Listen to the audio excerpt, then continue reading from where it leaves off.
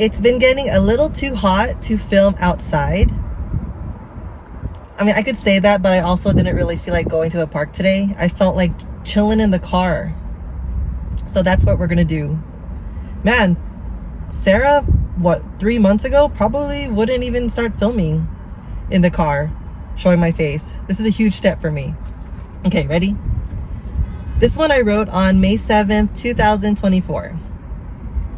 After I finished my master's degree program, I didn't know what to do next. I'd been in school since preschool. From 4 years old to 30 years old, all I knew was school. I knew the obvious next step would be getting a well-paying job. I got one of those. It was cool until it wasn't. I was one of the ones that had the privilege to have a seat in the upstairs office that overlooks the warehouse employees breaking their backs for automotive parts. It was my job to make sure they were following safety protocols. I enjoyed the company of the warehouse employees more than the office mates that surrounded me. A few days into this position, the manager toured me around the facilities. She pointed out that she had cameras recently installed in all corners, office spaces and warehouse spaces. It's for safety. That's what she said. I replied back with, "It's mainly for liability though, to protect this company." She seemed proud that she had hired me. She even smiled a big smile. Her reply, "Yes, actually, you'll do great here." Care more about the company than the employees that carry that company? No thanks. I'd rather eat from the dollar menu. Ta-da! This was my $25 an hour job that I had just gotten when I finished my graduate program. I just got it and I was so excited. I said, oh my gosh, I've always wanted $25. I couldn't believe I actually got it. And they didn't even, it was like quick. They called me and they told me, okay, you're getting $25 an hour. That's the deal. And I said, okay. I didn't even argue with it, right? But I lasted like not even 3 months. I want to say less, like maybe like 2 months. 2 months is when I lasted at that job. That's how I knew that money wasn't everything. It was exciting, right? Especially I was a broke college student, but it wasn't fun. That's all I have to say for that. It wasn't fun. I don't know if it's the heat or that I had Burger King last night for dinner, but I do not feel 100% today. But the show must go on, babies. The show must go on. I'm parked at a mall in the shade. It feels good. I don't know, dude. I was releasing some air from my stomach. I thought it was air, but I said, hold on, this doesn't feel like just air.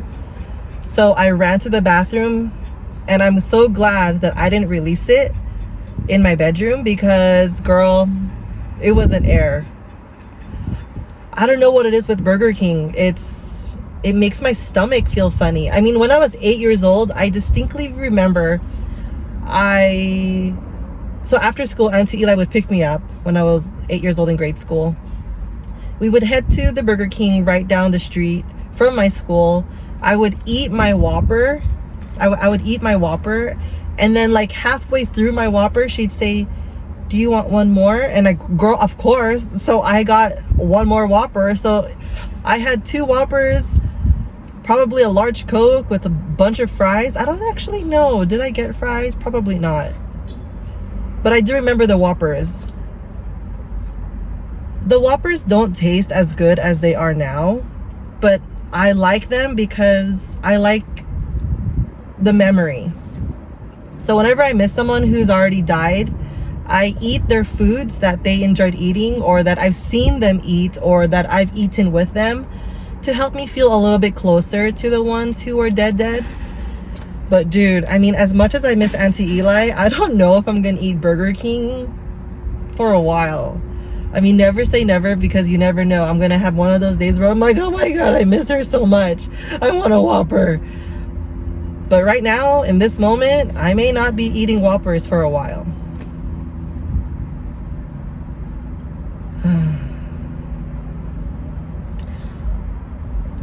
I'm trying to think about my journal entry today that I shared with you. If I feel any kind of anger or frustration towards that job. But I don't anymore. That same day, dude, the same day I quit that job is the same day I created my YouTube channel. So you already know I was ready to go. It was now or never. I was ready. What was I gonna say? What was I gonna say?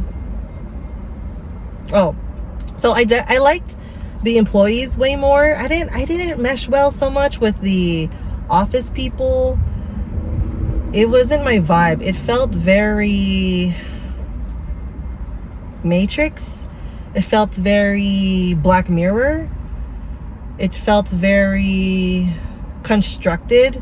There was no personality in any of the people that I worked with in the office. But dude, if you go out downstairs to the warehouse, those were my people. I had so much fun spending time with them. But of course, I am not allowed to do that because my job was in the office. So I was definitely missing a lot of the times. Like, have you seen Sarah? Where'd Sarah go? Has anyone seen Sarah? They'd even walkie me, like on their walkie-talkie. Sarah, what's your 20? That's when I learned numbers on speaker. 10-4. I was like, wow, this is very not for me. So I'm glad I left that place. Any words of inspiration? Let's see. Any words of inspiration? As simple as it is, if you go somewhere and you feel like you don't belong, you probably don't belong there. So feel free to leave. I mean, it's definitely scary to leave somewhere that you feel uncomfortable in, especially if the money's good. I was getting like $800 every week. Okay, like that was like, oh my gosh, I'm rich. But it wasn't worth it. That $800 was not worth it. There was no love in the company. It was always about, when is this due? When is that deadline due? I mean, I know it's a company, but so there's no love. But why isn't there love? Why is it always so focused on the bottom line? But I feel like if you take care of your employees, if you learn about them, they're going to work harder for you. They're going to stay with the company longer. They're not going to leave. But there was none of that. There was none of that. I remember though, before I left, I was in charge of ordering supplies for the warehouse employees and the engineers. I ordered them colorful hard hats. Like, one was blue because they were Dodger fans. One was green. Mine was yellow. Bummer, because I didn't even stay that long after they came in from the mail, into the mail. But I wanted to do something to heighten their mood. But honestly, dude, I was literally doing a pizza party for them, as if a hard hat is going to make them happy. I mean, yeah, it'll get them excited for like 2 minutes, but the overall of it is a pizza party. Like, thank you for working so hard. Here's a pizza party. You work so hard, you deserve it. But then now I've come to realize that the happiness of others, no matter where they are in life, is not my responsibility. I put that burden on my shoulders that it overwhelmed me to the point where I'm like, dude, I don't want to be part of this environment. I don't want to try to make someone else happy because I wasn't happy. So me thinking that I'm getting them hard hats as a gift, I thought that was going to make me happy, but that didn't last long. So it's your responsibility to make yourself happy. It's my responsibility to make myself happy. That's what I've learned from leaving that job.